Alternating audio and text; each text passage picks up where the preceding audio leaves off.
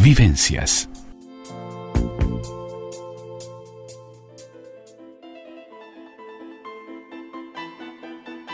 El todo y sus partes. La columna de Carmen Molinas Bonilla en Vivencias. Y ya estamos con el todo y sus partes de Carmen Molinas Bonilla para hablar de Albert Camus, María Casares, un romance documentado, la gran novela de amor de Camus y María Casares. Fueron cartas reunidas por primera vez, 865 cartas que se cruzaron a lo largo de sus 15 años de relación sentimental entre el escritor y la actriz. Y seguimos con estos amores que ya hemos empezado con Carmen en sus columnas anteriores, pero que dan para hablar. Muy buenas tardes, Carmen, muy bienvenida. Buenas tardes, Andreita, buenas tardes a la audiencia, a tu equipo. Y sí, aquí estamos al estilo, espero que no, pero bueno, al estilo de esos programas de Chimentos, pero creo que no, creo que a la gente le interesa porque estamos hablando de famosos intelectuales, artistas, escritores, claro, que para bajarlos un poco a tierra, sí. Que la gente sepa que no son esos dioses que uno cree. Sí, y no fueron tan santos, también tuvieron sus amores, ¿no? Y además es interesante saber claro, la vida de ellos, no solamente por meternos así, introducirnos claro, en su vida, sino también porque las cartas que se publicaron en un libro en el 2017 sí, de más de 1.300 páginas, ¿no? Claro, sí. Tiene la particularidad que eso fue publicado por la editorial Gallimard, sí, que es la misma editorial que por lo general editó siempre a Albert Camus, y aparte de eso, no olvidemos que Gallimard, no el actual, sí, claro, no, el de aquel momento, era el que manejaba cuando muere Albert Camus, cuando se estrellan contra un árbol. Sí. Entonces está todo relacionado. Claro. En fin, fue la historia de amor de dos extranjeros, Sí, en Francia, porque Albert Camus, claro, semifrancés, pero en realidad era argelino, claro. y María Casares, que decía que ella en realidad había nacido en Francia en el teatro, a partir del momento que ella descubre el teatro, pero ella era gallega, Sí. hija de un ministro español de la República, que tienen que huir cuando triunfa Franco, ¿no? Estaba exiliada. Y se exilian, así que esos dos exiliados, uno no es exiliado obligatoriamente, sino emocionalmente, diríamos, porque además está casado y su esposa sigue en Argelia. Bueno, dos solitarios se encuentran en la Francia ocupada ni más ni menos que por las tropas alemanas, ¿no? Y cuando se conocen, él tenía ya 30 años y ella 21. Sí, él le llevaba 9 años y bueno, se conocen en el ambiente intelectual. Ellos se cruzan por primera vez un 19 de marzo del 44 en la casa parisina del escritor Michel Léry, durante la lectura de una obra, curiosamente, escrita por Picasso. Mira. Que por lo general Picasso se lo considera como artista plástico, ¿no? Pero ha escrito algunas obras, y entre ellas estaba esta, que es El deseo atrapado por la cola. O sea, cuando hablamos de todo esto, también estamos colateralmente hablando de otros artistas importantes. Claro, y de una época también, ¿no? Que no dejamos una época, una época de oro, ¿no? Para el arte. Bueno, luego vuelven a coincidir en la casa de Marcel Herrand, que era director del Teatro Maturist, que propone le propone a María Casares representar el papel de Marta en la obra de Albert Camus, El malentendido. Y ahí empiezan los ensayos, y el escritor está tan fascinado por ella, por María Casares, que bueno, empiezan a tener una relación, incluso se ven mucho, coinciden en la casa de Jean-Paul Sartre, que sabemos que eran y Simone de Beauvoir, que sabemos que eran muy amigos de Albert Camus, que después terminan detestándose y se pelean por política, Jean-Paul Sartre y Camus. Pero bueno, eso es otra historia. Es otra historia. La cuestión es que curiosamente también este matrimonio, esta pareja de Sartre y de Beauvoir son muy críticos ante la relación de los personajes que estamos mencionando. Claro. Eso también es algo que sorprende, porque eran espíritus muy libres. Sin embargo, son muy críticos al respecto. Bueno, el hecho es de que ellos se hacen amantes a los 2 meses nada más. También hay una cosa increíble, la noche que se hacen amantes, que duermen juntos, es el 6 de junio de 1944, la fecha del desembarco de las tropas aliadas en Normandía. Claro. Es una coincidencia muy espectacular, si se quiere, ¿no? Porque él fue muy activo en las labores de la resistencia francesa. Y bueno, él vivía solo en París porque su esposa Francine Faure era profesora en Oran, y ya dijimos que se había quedado en Argelia. Claro. La guerra les había impedido reunirse, ¿no?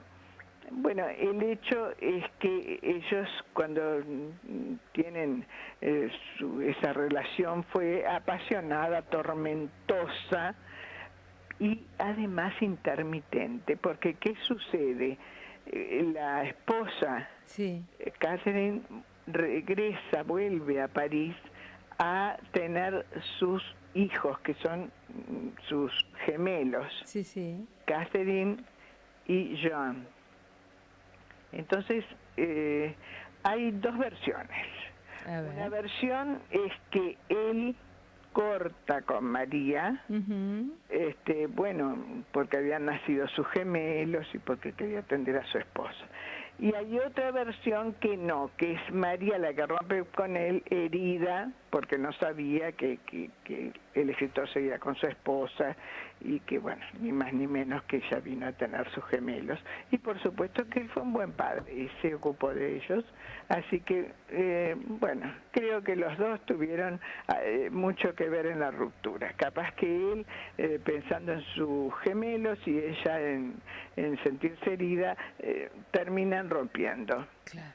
Pero ese episodio de la separación fue en realidad un episodio pasajero, porque mirá lo que son las cosas, parece el destino, ¿no? Porque esos 2 amantes vuelven a tropezarse, y por casualidad. ¿Y cómo fue esto? En el Boulevard Saint-Germain de París, el 6 de junio del 48, o sea que 3 años y pico, 4 después. Claro. Y ese encuentro ya va a sellar definitivamente la relación de ellos. Esta relación que oficialmente era clandestina, pero en realidad en el ambiente artístico-literario era más que conocida. Entonces se escriben, y por ejemplo, Albert Camus le escribe y le pone: mi querido amor, nunca me he sentido más pleno de fuerza y de vida. La enorme alegría que me llena levantaría el mundo. Y eso se lo escribe muy poquitos días después de su reencuentro. Claro. Y ella le responde: mi querido, mi amor, si tú supieras la confianza, la verdad, la integridad, el valor que me das, Dios mío, toda mi vida se quedará corta para amarte. O sea que ya le perdonó todo lo anterior, los gemelos, la esposa que regresó, todo, porque además le está manifestando que él le brinda confianza, verdad, integridad, valor. Sí, sí, sí. Bueno, él ya era un autor reconocido porque había publicado La Peste, Sí. Ya había empezado, creo que también había publicado El Derecho y el Revés, había empezado a tener un gran éxito literario, y ella en realidad comienza a descollar en el teatro de una manera tan fantástica, que llega a escribir ella a posteriori que su patria es el teatro. Sí. Y que su lugar de origen es España, pero su patria es el teatro. Y realmente hay, a través de la historia esta, hay muchas separaciones, pero no emocionales, hay separaciones geográficas, diríamos, porque ella viaja mucho por sus giras teatrales. Claro. Y a posteriori él también viaja mucho. Sí. Al extremo que no sé si sabes que él estuvo en Montevideo. Ah, mira. Sí, es muy interesante porque nunca se menciona eso. ¿Y con qué motivo estuvo por acá? Mira, fue así. Él, invitado por Victoria Ocampo, yo ya veo que esto nos va a llevar por lo menos dos programas, Sí. porque no voy a poder... Bueno, Carmencita, tomate tu tiempo, ¿no? Porque voy corriendo, ¿no? Como una carrera. Pero me pareció interesante este dato, que lo conocen pocos. Sí. Sabes que Victoria Ocampo, la escritora argentina, la fundadora de la revista Sur, tan Sí. famosa y todo lo demás, que llevó personalidades como Rabindranath Tagore, que vivió 6 meses en su casa de Villa Ocampo, etcétera, también lo invitó a él, y él fue. Sí. Y resulta que fue algo misterioso, no se sabe muy bien. Lo acosaron mucho, Sí. porque claro, era la época del peronismo, en el cual Perón era muy amigo de Franco. Sí. Y estaba también bastante relacionado con los nazis, según cuenta la historia, y parece que lo persiguieron mucho, al extremo que iban a estrenar una obra de él y le hicieron una especie de manifestación en contra, que llegó hasta apedreos y gritos y de todo. Entonces él decide irse a respirar aire puro de ese Buenos Aires que lo estaba ahogando, según él, y se viene a Montevideo. Ajá, mira. Entonces se viene a pasear, se viene a descansar de toda esa tensión que había habido en Buenos Aires.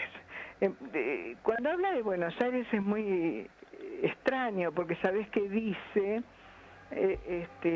esa ciudad enorme, monstruosa, con un amontonamiento de casas de una rara fealdad. Fíjate cómo se habrá sentido de mal en Buenos Aires para estar en un lugar tan precioso como Villa Ocampo, etcétera, y además sabemos lo bonita que es Buenos Aires. Sin embargo, él se refiere así a esa ciudad que, bueno, que el peronismo que era dominante lo había recibido tan mal. Y respecto a Montevideo, en cambio, queda fascinado y dice: esa ciudad rodeada de playas, de hermosas playas, con un bello bulevar, le llama el bulevar a nuestra Rambla, ¿no? Claro. Con un bello bulevar jardín, que es un placer, por el que es un placer pasear. Bueno, está unos días en Montevideo y después regresa a Europa. Pero me pareció interesante este dato, porque lo encontré por casualidad. Claro, claro. Y es algo que, sobre todo a nosotros, que nos creemos siempre que nadie nos conoce, que somos un país pequeñito, que estamos allá en el extremo, resulta que no, le ganamos a Buenos Aires. Claro, sí, esto es increíble. Bueno, tampoco venía con muy con una buena claro, había pasado experiencia. Mal. Uno cuenta de la feria cómo le va. Claro, sí, tal cual. Y sintió acá un poquito de aire. Exacto. Bueno, él además le escribe, por supuesto, permanentemente, y ella también, y las cartas en su mayoría son de amor profundo, de amor pasional. Es muy poco, a pesar de que se estaban viviendo momentos históricos sumamente importantes. Claro. Es muy poco. Y que además ellos eran partícipes activos de los mismos. Claro. Dicen que el apartamento de María Casares era como un refugio de exiliados de españoles, por ejemplo, y él ya sabemos que era director de la revista Combate y que tuvo que irse un tiempo porque estaba perseguido por los alemanes. O sea que ellos podían haber hablado, en sus cartas mencionado algunas actividades que los tenía sometidos a estas distintas situaciones cambiantes de esa historia. Pero el hecho es que ellos casi siempre van obviando esos temas. Los temas de ellos son, como ella le escribe, te me apareciste como un último salvavidas lanzado en medio de una vida que a partir de entonces estaba vacía. Entonces dice, me agarré ese salvavidas que eres tú con todas mis fuerzas y voluntariamente cerré los ojos a todo lo que podía poner en peligro esta última esperanza. Eso de cerrar los ojos a todo lo que podía poner en peligro su última esperanza, que escribe María Casares, quiere decir que cierra los ojos a que él sigue con su esposa, a que él tiene sus gemelos, a todo eso que le había herido antes, ahora se lo perdona. Cerrará los ojos. Carmencita, se nos fueron los minutos. Si te parece, la próxima columna seguimos con estas cartas de amor entre María Casares y Albert Camus, que son realmente maravillosas. Sí, me parece muy bien, porque valen la pena. Muchísimas gracias. Un placer como todos los lunes. Nos reencontramos el próximo. Vivencias.